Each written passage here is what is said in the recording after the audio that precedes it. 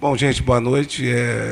Nós somos poucos aqui, são poucos assistentes, espectadores e o pessoal da Web TV também, mas eu espero que todos, não só os presentes, os poucos presentes, né? Embora o evento tenha sido divulgado de maneira intensa, né? Mas por uma razão que a gente desconhece, né? Então houve essa pequena assistência aqui. Mas, de qualquer forma, nós vamos desenvolver o evento de uma maneira, até combinei aqui com a Marisete, dar uma dinâmica boa para não... Né? E com relação ao tempo, vai depender da exposição e das respostas. Eu só queria esclarecer o seguinte, para nós aqui que estamos presentes, o evento ele está sendo gravado em áudio e vídeo, e quem quiser depois a gravação pode conseguir aqui na secretaria, ligando antecipadamente para 21789261. Vou repetir aqui, 21789261, e trazer antecipadamente um DVD virgem, para que seja então gravado e depois monitorar a confecção do mesmo. Uma coisa que eu queria que ficasse bem claro, alguém pode estranhar a questão de um tema relacionado à saúde dentro do enfoque da engenharia ambiental e da gestão de meio ambiente. Mas, em termos conceituais, é importante ficar bem claro, não é? Que a questão da gestão do meio ambiente, ela envolve não só, não é, o ecossistema, mas também o ser humano. Esse assunto é um assunto que não envolve só o Estado, município, Estado, não só o país, mas em termos internacionais. Então, é muito importante essa questão da saúde, envolvendo essa questão da zika, da chikungunya, dengue, e que, inclusive, com a proximidade da Olimpíada, ela se torna mais importante ainda. Então, essa que é a questão que eu queria colocar, e, sem mais, eu não vou expor mais nenhum detalhe. A Débora e a Marisete são especialistas no assunto, altamente conhecedoras do assunto. Elas são educadoras em saúde da Vigilância em Saúde da Secretaria Municipal de Saúde do Rio de Janeiro e possuem formações técnicas de enfermagem, certificado pelo curso de Proformar da Fiocruz. Esse curso é direcionado para profissionais da saúde que envolve atividade de campo relacionada ao controle de doenças, a epidemiologia, a vigilância, a promoção da saúde e as demais ações de campo voltadas para a vigilância em saúde. Então, fica aí a abertura do evento, a exposição do currículo, e a gente vai procurar dar uma dinâmica melhor possível, não é, para que todos se enriqueçam com o assunto. Ok? Então, boa noite para todos. Muito obrigado pela presença. Eu sei que a presença aqui é muito difícil, né? Independente da quantidade de pessoas, porque realmente o centro da cidade está terrível, né? Em termos de acesso. Muito obrigado. Eu vou passar a palavra para a Marisete e Débora. Agora, eu queria saber só um detalhe. Marisete, as perguntas podem ser interrompidas e fazerem durante a exposição, ou aguarda a exposição? Aguarda a exposição ou pode fazer? Pode fazer concomitantemente com a apresentação. Pode interromper e fazer as perguntas. Muito obrigado. Muito boa noite. Eu sou a Marisete, ela é a Débora. A Débora é uma pessoa muito importante nesse trabalho, porque ela me limita e ela me completa na minha fala. Né? Então, nós vamos falar um pouco sobre a mecânica que envolve a proliferação do mosquito, né? Não é uma coisa assim tão especialista quanto as pessoas aqui presentes, né? A gente está falando num clube de engenharia, então são pessoas com conhecimento técnico e mundial altamente especializado. A gente parece até uma formiguinha, né, diante das pessoas. Eu acredito que o fato de não ter pessoas presentes em grande quantidade é porque muita gente deve estar online, né? Então, eu não sei como é que é feita essa contagem, se é possível perceber isso de maneira imediata, mas eu acredito que muita gente esteja online, e isso é interessante, ver como é que essa tecnologia se evoluiu tão completamente. Sim.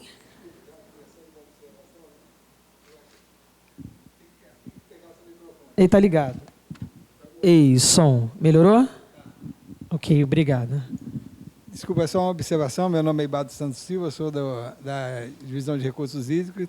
Trabalho também junto com o meu amigo Paulo Murat. Ok. Não é só isso. Desculpa falar, mas não é só isso. Sim.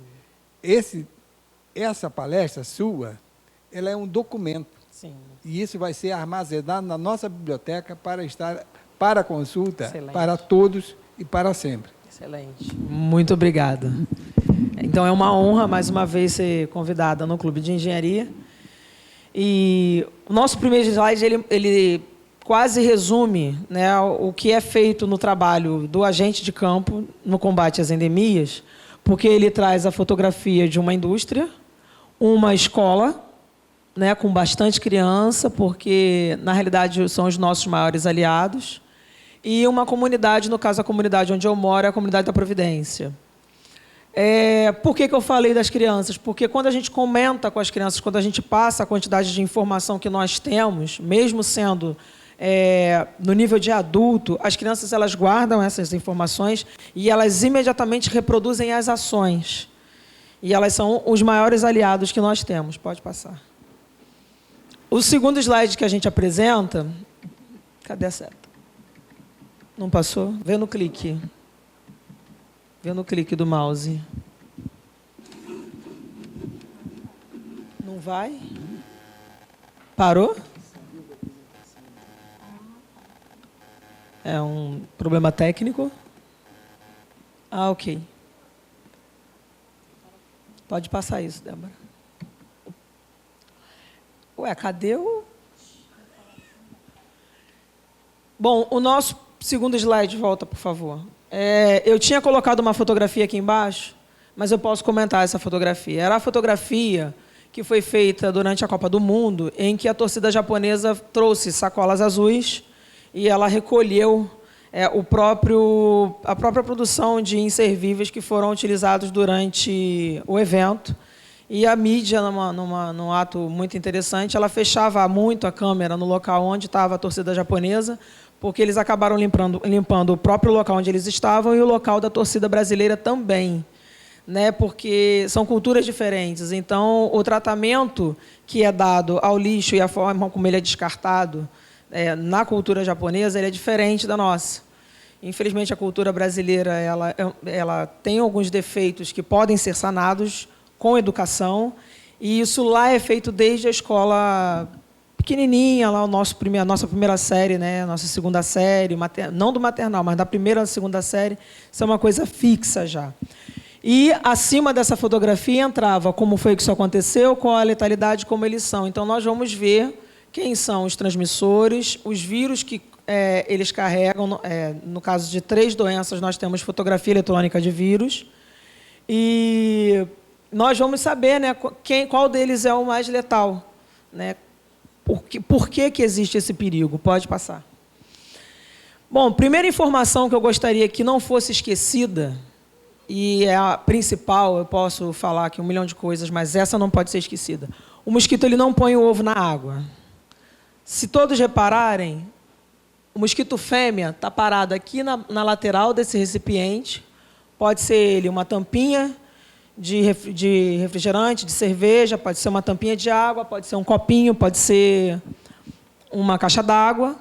Então, ela está colocando os ovos na parte superior, fora da imagem da água.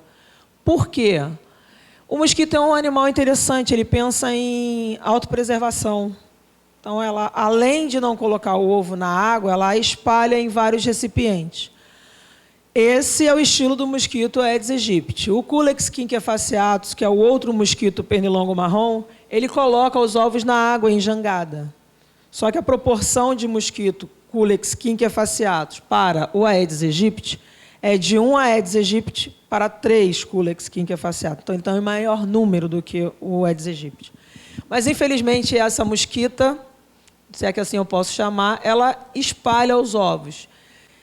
Obviamente, ela tem a antena de percepção, que vai contactar para saber que aqui tem uma umidade relativa, e ela sabe que essa água, uma hora, ela vai subir, ela vai encher.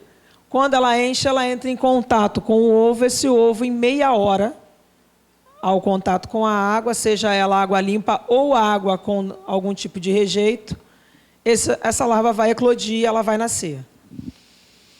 Esse ciclo durava de 8 a 10 dias. Infelizmente, a temperatura e o clima tropical do Rio de Janeiro e a cultura brasileira, principalmente do carioca, do paulista, auxiliou no fato de que esse ciclo agora diminuiu para 5 dias. Então, é possível que a mosquita ela coloque os ovos, em meia hora eles nasçam, 72 horas aqui, mais 72 horas aqui, 24 aqui. Esse ciclo não era dessa forma, mas é possível que ele aconteça dessa forma. É possível que ele aconteça aqui 48 horas, aqui 72 horas. Vai depender do que tem na água e vai depender do clima e da temperatura. Então, existe uma variante muito grande, porque o Rio de Janeiro é uma cidade tropical. Então, a gente tem chuva e sol o ano inteiro. A gente não tem um clima específico, completamente britânico, divididinho em primavera, verão, outono e inverno. E o mais importante é saber que ele não põe o ovo na água. Por isso é tão difícil a gente localizar, porque existem muitos locais com chuva, muitos locais em que há rejeitos humanos, e esses rejeitos ficam na natureza durante muito tempo, porque eles não são de degradação rápida. Se fosse o caso de uma floresta, como a Floresta da Tijuca, a folha vai cair da árvore, obviamente ela vai apodrecer, vai fazer o seu ciclo normal, vai adubar, uma coisa naturalmente perfeita. Mas, infelizmente, o ser humano vai para essa localidade, e não de uma maneira geral, mas aquele que foi para lá e largou um copinho de água, que seja uma tampinha, infelizmente, vai durar mais tempo do que o que a natureza precisava e vai facilitar a multiplicação desse mosquito. Pode passar. Só para complementar, esses ovos são muito resistentes. Então, ela vai lá, coloca os ovos, né, na umidade, pode não chegar água lá no mesmo instante, o ovo vai ficar lá 1 ano e 2 meses até chegar a água. Pode ficar no sol, torrando, que quando bater água ali, em meia hora, a larva vai nascer. Tá? O que seria capaz de combater esses ovos? Só a ação mecânica humana. Lavar? Esfregar. No esfregão, a gente destrói o ovo. É o único jeito. Não tem nenhuma coisa que se possa colocar? Não. A gente pode colocar alguma coisa... no recipiente. Por exemplo, uma caixa d'água ao nível do solo que não se possa tampar como uma caixa de cimento de testes. A gente pode ver que esse cimento de teste ele vai ter um material químico que é a composição do cimento, forma uma nata. Em geral, não nasce larva, se a nata for densa. Em outros casos, se não for atrapalhar a maturação desse cimento de teste, no caso do cimento de teste, as pessoas colocam cloro, altera o pH da água, colocam sal, altera o pH da água. Então, aí o mosquito não tem acesso. O legal do não se pode beber é que aquela água que precisa ser potável, ela esteja apenas num recipiente vedado, plastificado, tampado, lacrado, com um acesso mínimo para que a pessoa possa fazer a manipulação. O ideal é que essa água esteja sem contato aberto e sem material químico. Pode perguntar. Paulo Murat, chefe da DEA, Divisão de Engenharia Ambiental. Eu queria saber a relação, você falou em água limpa ou água suja. Tanto faz dela estar limpa ou suja. Porque quando se fala no mosquito, a mídia ela se refere muito à questão do acúmulo de água suja. Essa é a questão que eu queria saber, qual é a influência, a presença da água, a relação com os ovos, essa coisa, como é que a coisa funciona, porque eu não entendi muito bem a questão de... Já ouvi um comentário, é claro que sou leigo, de que ele gosta um pouco de ambiente independente, de limpo ou sujo. O limpo ele gosta mais. Como é que a coisa funciona nesse sentido? É muito interessante essa pergunta e muito importante. Por quê? Porque a literatura e a mídia, de uma certa forma, espalha que o mosquito gosta de água limpa e parada. Então, a propaganda é o mosquito gosta de água limpa e parada. Inclusive, nós encontramos muitos panfletos com isso. Por que é uma inverdade?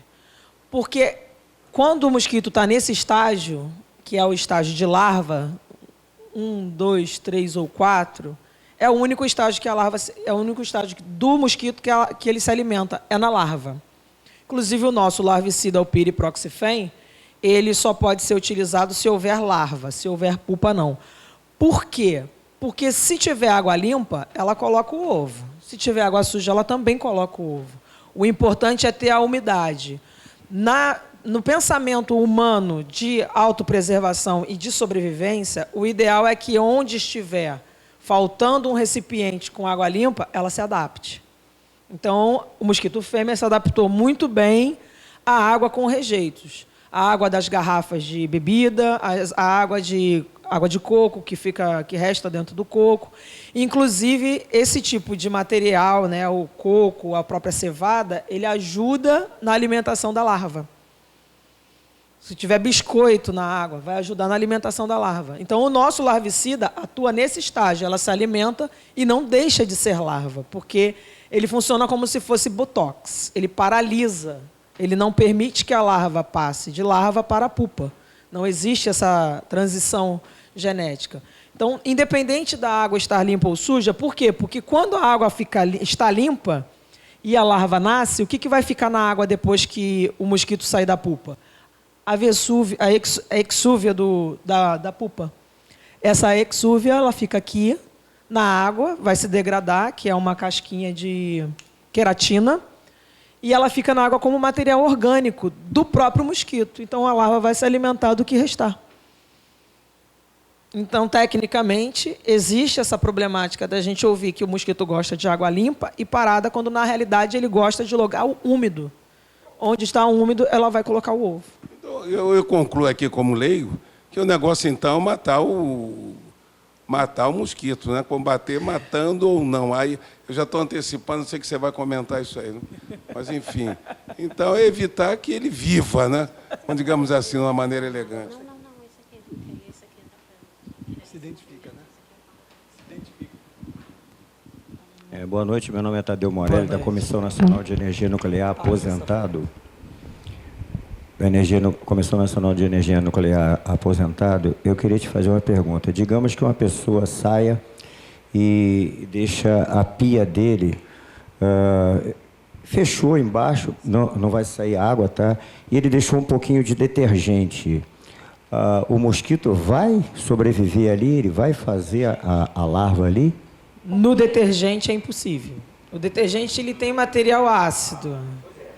O detergente tem material ácido. Se for só cloro, o cloro é volátil. Então ele vai evaporar. Mas como o detergente ele tem material ácido. Isso. Então não tem condição de sobreviver em presença de detergente, em presença de sabão em pó, inclusive. O ruim é você ficar com aquele sabão ali, porque depois que seca, não vai fazer muito bem para aquele material que está lá. Pergunte, doutor. Pergunte, doutor.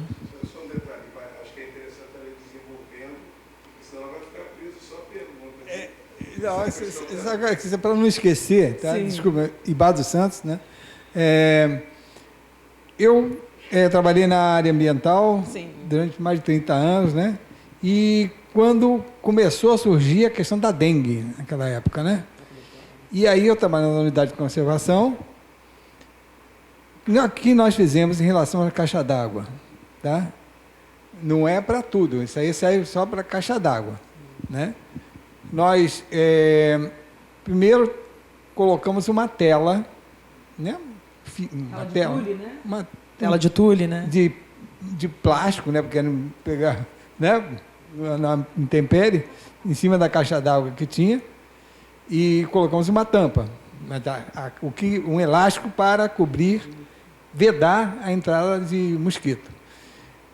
Mas também colocamos peixes dentro da caixa d'água.